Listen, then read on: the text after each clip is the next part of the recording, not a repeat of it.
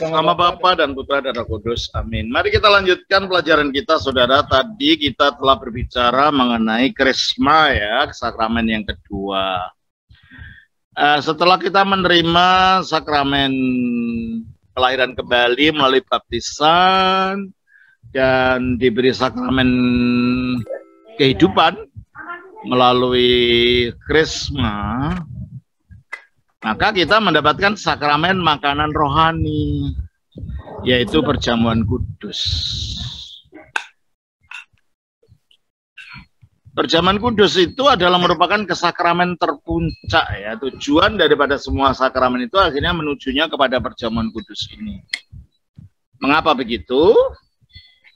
Sebab di dalam perjamuan kudus itulah kita mengalami secara sakramen semua karya-karya penebusan Kristus. Coba kita baca di dalam 1 Korintus pasal yang kedua, pasal yang ke-10, ayatnya 16 dan 17. 1 Korintus 10 ayat 16 sampai 17. Bukankah cawan pengucapan syukur yang atasnya kita ucapkan syukur adalah persekutuan dengan darah Kristus? Bukankah roti yang kita pecah-pecahkan adalah persekutuan dengan tubuh Kristus? Ya, jadi cawan pengucapan syukur, kata pengucapan syukur itu kalau bahasa Yunaninya Eucharistia. Maka sering itu disebut sebagai sakramen Ekaristi, dari bahasa Yunani ucapan syukur, berterima kasih. Eucharisto itu kalau bahasa Yunaninya. Nah, menurut ayat ini, sakramen ini adalah sarana kita manunggal dengan Kristus. Manunggal dengan tubuh Kristus. Tubuh yang mana? Tubuh yang pernah dikorbankan itu. Dan tubuh yang mana? Tubuh yang telah diangkat duduk di sebelah kanan Bapa itu. Tubuh yang mana? Tubuh yang mulia yang nantinya kita akan diubah menjadi seperti itu. Coba kita baca dalam Filipi pasal 3 ayat 20-21. Karena kewarganegaraan kita adalah di dalam sorga, dan dari situ juga kita menantikan Tuhan Yesus Kristus sebagai juru selamat, yang akan mengubah tubuh kita yang hina ini sehingga serupa dengan tubuhnya yang mulia. Jadi Tuhan Yesus di surga itu memiliki tubuh mulia. Makanya kalau kita dalam perjamuan kudus bersekutu dengan tubuh itu, berarti kita bersekutu di dalam tubuh yang mulia ini. Bukan Kristus kita turunkan ke bawah, kita ditarik ke atas. Kita manunggal dengan Dia yang sekarang ada di sebelah kanan Bapa itu. Kita baca lagi dari 1 Korintus 10 ayat 16 itu. Bukankah cawan pengucapan syukur yang atasnya kita ucapkan syukur adalah persekutuan dengan darah Kristus? Ya. Demikian juga darah ini bukan darah anyir yang masih berbau yang ada di dunia, bukan. Itu darah korban maksudnya. Itu simbol pada karya pengorbanan Kristus. Jadi dengan perjamuan kudus itu kita disatukan dengan apa yang akan terjadi nanti, yaitu tubuh mulia yang ke arahnya kita akan diubahkan, dan dengan hasil karya pengorbanan Kristus yang digambarkan sebagai darahnya itu. Oleh karena itu, kalau ada yang mengatakan itu kanibal, mana kanibal tubuh yang bisa mati itu dimakan, bukan. Kita bukan makan tubuh yang bisa mati, tapi tubuh yang sudah dimuliakan, manunggal di sana dengan tubuh itu. Adalah aneh kalau orang Kristen mengatakan gitu, karena justru itulah tuduhan kanibalisme itulah oleh orang-orang penyembah berhala pada zaman Romawi dulu yang menyebabkan orang Kristen dianiaya dan dibunuh. Nah sekarang kok itu dijadikan alasan oleh orang-orang Kristen? Sebagian yang ngaku Kristen tapi mengatakan perjamuan kudus itu sebagai kanibalisme. Bisa nggak membedakan antara darah dan tubuh yang bisa mati dengan darah dan tubuh sakramental? Yang kita makan bukan darah dan tubuh yang kayak yang dijual di pasar itu bukan. Yang kita makan dalam Ekaristi adalah penyatuan dengan darah yang artinya korban yang telah terjadi dan tubuh yang sekarang dimuliakan di surga. Itulah sebabnya perjamuan kudus adalah sarana kita manunggal dengan Kristus. Kita baca di dalam Yohanes pasal 6 ayat 56. Barang siapa makan dagingku dan minum darahku, ia tinggal di dalam aku dan aku di dalam dia.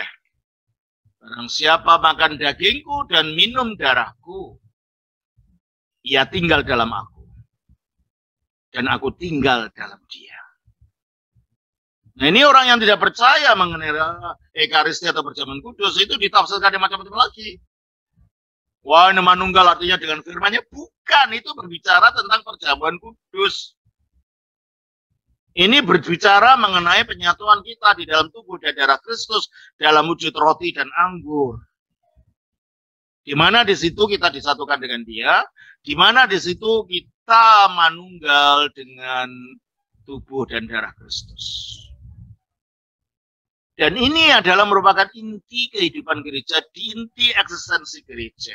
Oleh karena itu kalau dalam gereja Rasulia, perjamuan kudus itu bukan 3 bulan sekali, 4 bulan sekali, tapi tiap hari dilaksanakan. Coba kita baca di dalam Kisah Rasul pasal 2, ayat 41 sampai 42 dan 46. Orang-orang yang menerima perkataannya itu memberi diri dibaptis, dan pada hari itu jumlah mereka bertambah kira-kira 3.000 jiwa. Mereka bertekun dalam pengajaran rasul-rasul dan dalam persekutuan, dan mereka selalu berkumpul untuk memecahkan roti dan berdoa. Terus, ayat 46. Dengan bertekun dan dengan sehati mereka berkumpul tiap-tiap hari dalam bait Allah. Mereka memecahkan roti di rumah masing-masing secara bergilir dan makan bersama-sama dengan gembira dan dengan memecahkan roti, berkumpul tiap-tiap hari. Jadi mereka datang berkumpul itu bukan untuk membaca kitab suci. Kitab suci aja belum ada kok. Kitab suci itu belum dituliskan pada waktu ini. Tapi baptisan sudah ada, perjamuan kudus sudah ada. Dan mereka berkumpul untuk mengajarkan ajaran para rasul yang disampaikan secara lisan. Berarti kalau gitu, perjamuan kudus itu menjadi pusat ibadah, pusat di mana umat Kristen memfokuskan dirinya, karena disitulah mereka menyatu dengan tubuh dan darah Kristus. Apakah itu sekedar lambang, Roman? Enggak, misterion. Apa yang terlihat dengan mata, berbeda dengan realita yang terjadi. Nah, mereka tidak percaya misteri, menggunakan akalnya, mengatakan, oh itu hanya sekedar lambang. Nggak ada kata-kata lambang itu. Coba kita baca di dalam 1 Korintus 16 ayat 17. 10 ayat 17, maaf. Karena roti adalah satu. Terus, maka kita, sekalipun banyak, adalah satu tubuh. Stop. Bagaimana kita yang banyak bisa satu tubuh kalau hanya makan roti saja? Memang bisa, kita beri roti mari lalu kita bagi satu, kita jadi satu tubuh. Enggak dong. Kecuali kalau roti ini memang diakui sebagai tubuh. Kalau roti ini memang diakui sebagai tubuh, dengan mengambil roti ini kita menjadi satu tubuh. Dan kelihatannya memang Rasul Paulus percaya begitu. Jadi roti ini bukan yang sekedar simbol, tapi memang itu manifestasi dari tubuh Kristus secara sakramental. Dari daging Kristus secara sakramental, bukan daging yang bersifat apa itu ya? Jasmani. Ya, dalam arti daging seperti yang kita miliki. Bukan itu. Makanya kalau kita mengambil bagian dalam roti ini, kita baca lagi ya 17 itu. Karena roti adalah satu, maka kita sekalipun banyak adalah satu tubuh. Karena kita semua mendapat bagian dalam roti yang satu itu. Hanya kita menjadi satu tubuh jikalau roti ini memang dianggap dan diakui sebagai tubuh. Dan itulah yang dilakukan oleh Gereja Purba dari dulu. Roti ini bukan hanya sekedar lambang, ya memang tubuh Kristus. Bagaimana terjadinya? Misterion. Nggak usah diterangkan. Kristus mengatakan inilah tubuhku, inilah darahku. Dia tidak mengatakan inilah lambang tubuhku. Nah, kalau memang tidak ada misteri, ya orang nggak bisa mengerti itu gimana tubuhnya. Tapi kalau kita percaya pada misteri, sebagaimana Kristus sendiri adalah misteri. Coba kita baca 1 Timotius 3 ayat 16. 1 Timotius 3 ayat 16. Dan sesungguhnya agunglah rahasia ibadah kita. Dan sesungguhnya agunglah misteri ibadah kita, yaitu Dia yang telah menyatakan dirinya dalam rupa manusia. Inkarnasi itu misteri. Dia yang menyatakan diri dalam tubuh manusia, itu misteri. Ini landasan dari misteri. Kenapa? Mengapa misteri? Kita tahu Yesus itu Allah, tapi wujudnya orang. Coba kira-kira kalau waktu itu ada dokter gitu, apa di bedah dadanya terus ada Allah duduk di dadanya gitu? Ya enggak juga. Enggak akan ketemu Allah di dalam dadanya Yesus. Padahal kita mengatakan seluruh kepenuhan Allah ada dalam Yesus. Kita baca Kolose pasal 2 ayat 9. Sebab dalam Dialah berdiam secara jasmania seluruh kepenuhan kealahan. Dalam Dialah berdiam secara jasmania, dalam wujudnya manusia itu berdiam apa? Seluruh kepenuhan kealahan. Apakah kita bisa dadanya kita buka lalu ada kealahan di dalamnya? Tidak. Karena Allah itu tidak bisa dilihat mata. Oleh karena itu kalau dibuka ya nggak ada apa-apanya. Tapi efeknya kita lihat, dia berkarya dengan karya Allah. Dia bangkit dari mati. Dia membangkitkan orang mati, itu karyanya Allah. Tapi di dalam mata tidak bisa. Itulah misteri. Maka dikatakan, agunglah misteri ibadah kita.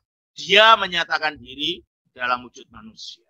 Nah, sakramen itu landasannya adalah inkarnasi.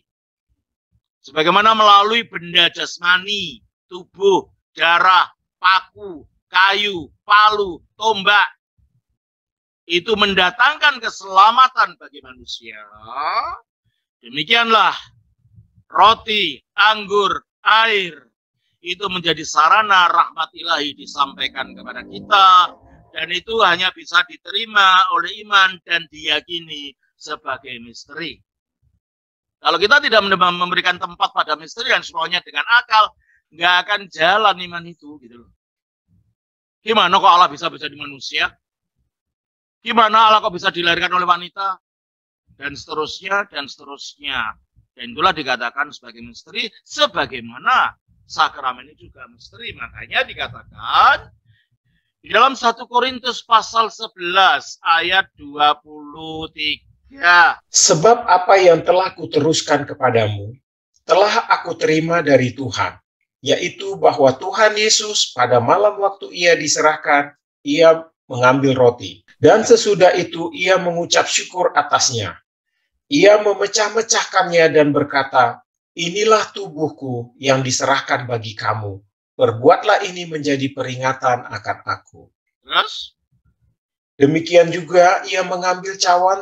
Sesudah makan, ia lalu berkata, cawan ini adalah perjanjian baru yang dimeteraikan oleh darahku.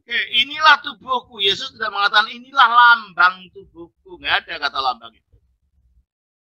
Dia tidak mengatakan inilah simbol tubuhku. Tidak ada kata simbol itu.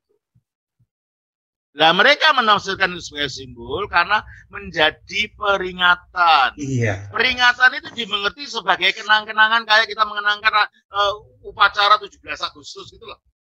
Kejadiannya tidak ada, tapi dikenang. Peringatan di sini artinya bukan itu. Peringatan ini berasal dari kata anamnesis, diingat, tetapi yang diingat tetap hadir. Mengingat dan menghadirkan peristiwa itu.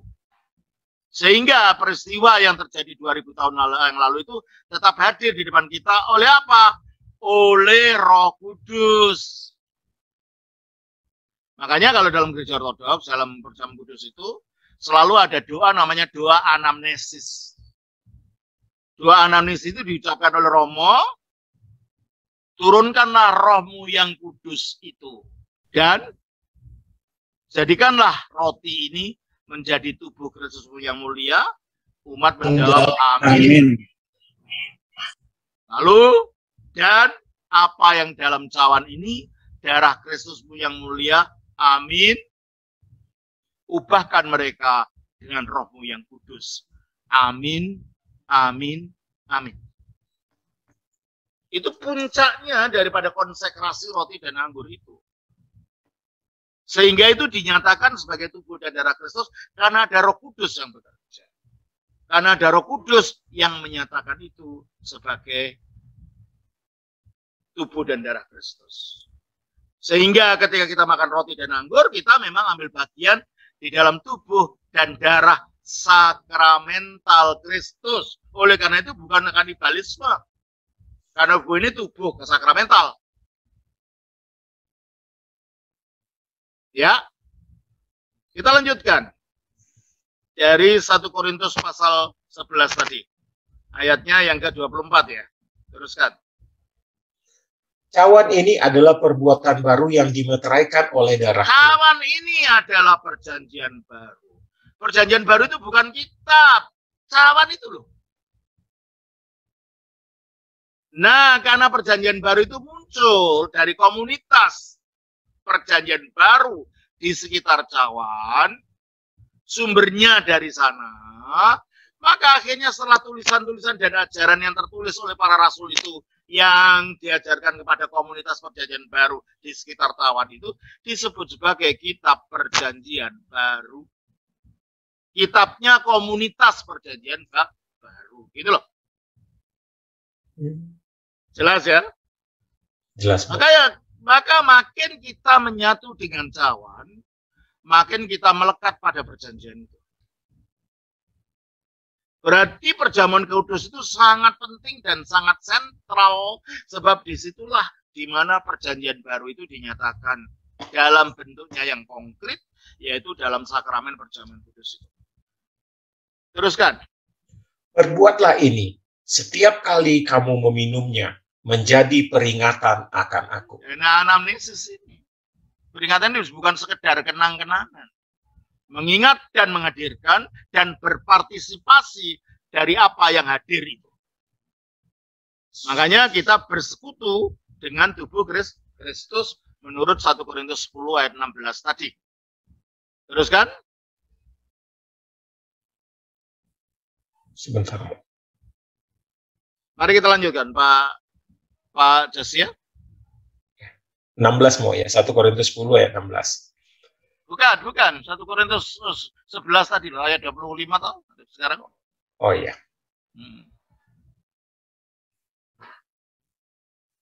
Perbuatlah ini setiap kali kamu meminumnya menjadi peringatan akan aku. Terus? Sebab setiap kali kamu makan roti ini dan minum cawan ini, kamu memberitakan kematian Tuhan sampai Ia datang. Oke, berarti perjamuan kudus itu merupakan tanda kehadiran Tuhan sampai Dia datang. Di situ Dia dihadirkan, dinyatakan di dalam bentuk sakramen itu. Terus? Jadi barang siapa dengan cara yang tidak layak makan roti atau minum cawan. Perhatikan ini. Kalau itu hanya lambang, kenapa harus pakai layak dan tidak layak segala? Makan aja. Seperti saya makan cakwe tadi. Makan aja, kenapa harus layak dan tidak layak? Berarti dalam roti dan anggur ini ada sesuatu yang membuat kalau kita tidak layak, berbahaya untuk kita. Baca lagi itu. Jadi barang siapa dengan cara yang tidak layak makan roti atau minum cawan Tuhan, ia berdosa terhadap tubuh dan darah Nah, kalau itu Tuhan. roti biasa, kenapa sih kita makan itu bisa berdosa segala? Makanan kok gitu bisa membuat kita berdosa? Kan aneh. Nah, ini banyak orang mengabaikan ini fakta ini. Bahwa ketika kita tidak layak, dalam keadaan berdosa besar, dalam keadaan pertobatan, lalu kita ambil itu, bukan rahmat yang kita terima nantinya. Nanti jadinya seperti Yudas Iskariot. Coba kita baca di dalam Yohanes pasal yang ke-13 ayat 27. Dan sesudah Yudas menerima roti itu, ia kerasukan iblis. Nah, itu malah begitu nanti. Bukannya menyatu dengan tubuh dan darah Kristus, malah kerasukan iblis. Kan bahaya. Yohanes 13 ayat 27. Itulah sebabnya perjamuan kudus itu harus diperlakukan secara hati-hati, secara hormat, bukan untuk disembah, bukan. Tetapi karena itulah sarana di mana kita menyatu dengan Kristus, menyatu dengan tubuh dan darahnya. Kembali lagi kita baca ayat 26 itu. Sebab setiap kali kamu makan roti ini dan minum cawan ini, kamu memberitakan kematian Tuhan sampai Ia datang. Terus? Jadi barang siapa dengan cara yang tidak layak makan roti atau minum cawan Tuhan, ia berdosa terhadap tubuh dan darah Tuhan. Nah, akhirnya Paulus sudah mengatakan ia berdosa terhadap roti dan anggur. Enggak. Ia berdosa terhadap tubuh dan darah Tuhan. Berarti menurut Paulus kalau begitu roti dan anggur itu ya memang tubuh dan darah Tuhan. Bukan lagi roti biasa. Oleh misteri Roh Kudus itu dinyatakan sebagai tubuh dan darah Tuhan yang melaluinya kalau kita mengambil bagian, kita ada dalam Kristus, Kristus di dalam kita, yang melaluinya kita bersekutu dengan tubuhnya dan bersekutu dengan darahnya. Terus? Karena itu, hendaklah tiap-tiap orang menguji dirinya sendiri. Ya, perlu menguji. Kalau dalam gereja ortodoks, cara ngujinya gimana? Puasa sebelum berjamuan. Sorenya jam 10 udah puasa. Dan tidak makan apa-apa. Dan nanti baru berbuka setelah terima roti dan anggur. Perjamuan. Kalau sedang dalam keadaan dosa, dia mengistilahkan dosa, dia datang untuk pengakuan dosa supaya dia layak untuk menerima roti dan anggur itu. Kalau sedang menikah, sebaiknya menahan diri dari hubungan suami istri pada waktu malam sebelum ambil perjamuan. Dengan demikian kita betul-betul siap dan ada doanya sendiri. Doa untuk mempersiapkan diri menerima perjamuan kudus. Inilah cara kita untuk menyambut tubuh dan darah Kristus ini di dalam diri kita, sehingga betul-betul rahmat dari sakramen itu akan bekerja di dalam kita. Membawa apa? Membawa pengudusan. Coba kita baca lagi di dalam Yohanes pasal 6 itu tadi, ayat 56 sampai 58.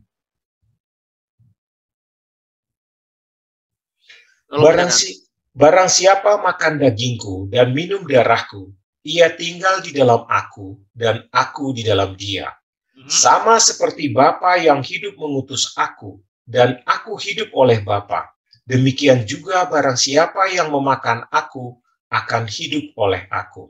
Berarti kalau gitu, sakramen itu sangat penting sekali menyalurkan kehidupan Kristus di dalam kita. Karena darah kudus yang bekerja melalui sakramen itu. Makanya orang ortodoks datang ke gereja bukan sekedar untuk dengar khotbah, meskipun itu penting untuk mengajar. Tapi tujuan datang ke gereja adalah untuk menyambut tubuh dan darah Kristus itu. Itulah sebabnya mengapa di dalam setiap gereja ortodoks, yang ada di tengah itu bukan mimbar. Yang ada di tengah itu altar. Yang ada di tengah itu meja perjamuan. Untuk menunjukkan sentralitas daripada tubuh dan darah Kristus itu bagi kehidupan rohani kita. Makanya kita harus rindu untuk selalu ingin ambil bagian dalam tubuh itu. Kalau situasinya memungkinkan.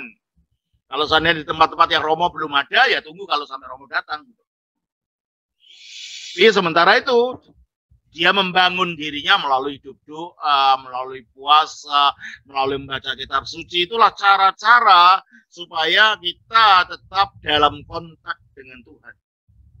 Dalam persekutuan dengan Tuhan. Teruskan 1 Korintus pasal 10 tadi, pasal 11 tadi, ayat 28. Karena itu, hendaklah tiap-tiap orang menguji dirinya sendiri. Dan baru sesudah itu ia makan roti dan minum dari cawan itu. Terus? Karena barang siapa makan dan minum tanpa mengakui tubuh Tuhan, kalau kita nggak akui itu tubuh Tuhan, dunia roti biasa, apa akibatnya? Ia mendatangkan hukuman atas dirinya. Ngeri kan? Mana ada lambang bisa mendatangkan hukuman? Mana ada simbol bisa mendatangkan hukuman? Yang benar aja, simbol kok bisa mendatangkan hukuman?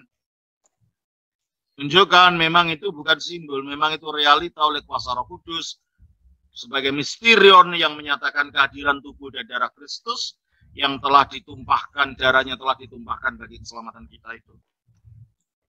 Apa yang terjadi 2000 tahun yang lalu, kita alami tiap harinya melalui sakramen perjamuan kudus ini. Melalui sakramen Ekaristi. Terus? Sebab itu, banyak di antara kamu yang lemah dan sakit, dan tidak sedikit yang meninggal. Nah, apa lambang bisa menyebabkan orang sakit? Ya, untung saja. Karya ini tidak bekerja seperti dalam gereja mula-mula, bahkan ada yang mati. Seandainya kalau begitu, kita banyak yang mati itu. Kalau tetap bekerja sampai sekarang. Bagaimana itu simbol yang membuat orang bisa mati, yang membuat orang jadi sakit. Sembrono orang sekarang ini. Mari kita kembali kepada ajaran kitab suci yang murni gitu. Jangan semua mau ditafsir-tafsirkan yang tidak karu-karuan. Dan akhirnya maknanya jadi hilang. Jelas itu ya? Jelas. Jadi dalam perjamuan kudus inilah kehidupan kita diarahkan. Doa pada dirinya sendiri. Mengapa kita sembahyang? Kita sembahyang adalah untuk menjaga rahmat yang kita terima melalui sakramen tadi. Jadi waktu kita menerima sakramen, kita menerima rahmat itu, dan itu dijaga. Dijaganya melalui doa dan puasa, dijaganya melalui pembacaan kitab suci, dijaganya melalui praktek cinta kasih, dijaganya melalui melawan hawa nafsu diri, menimbulkan kehidupan baru di dalam dirinya. Sehingga dengan demikian hidup kita diarahkan dari perjamuan kudus yang satu, di mana kita menerima rahmat itu, dijaga untuk menuju perjamuan yang kedua, untuk menjaga diri bagi menerima berikutnya. Sehingga demikian kita tidak akan mudah diganggu oleh dosa, karena fokus kita dari tubuh Kristus yang satu ke tubuh Kristus yang berikutnya pada hari Minggu. Oleh karena itu, perjamuan kudus itu bukan hanya sekedar untuk syarat beribadah, bukan. Itu adalah sarana kita menyatu dengan Kristus bagi mencapai teosis, bagi mencapai pengilahian. Jelas ini ya? Jelas, Bu. Ini perjamuan kudus ini?